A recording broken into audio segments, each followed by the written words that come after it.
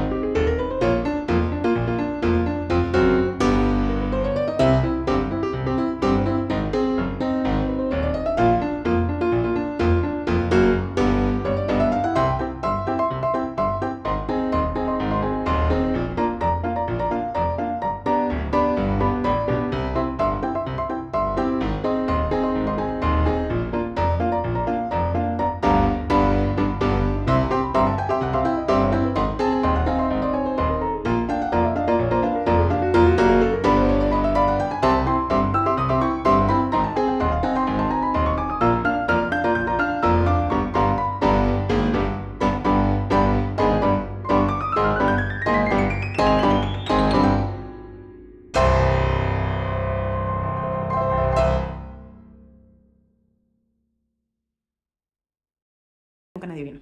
Entonces, traza. Pero bueno, falta lo último, lo más bonito. Creo que lo último. Sí, es lo último, ya no hay más. Esto es para recién nacido, vamos a ver qué tal el tamaño. Pero justamente una de las cosas que había pedido en AliExpress, que nunca me llegaron y me quedé con la pica porque eran justamente unos papás que me habían comprado una sesión de Newborn. Y dijimos, bueno, de repente podemos hacer algo de Harry Potter. Y claramente nunca llegó nada de Harry Potter.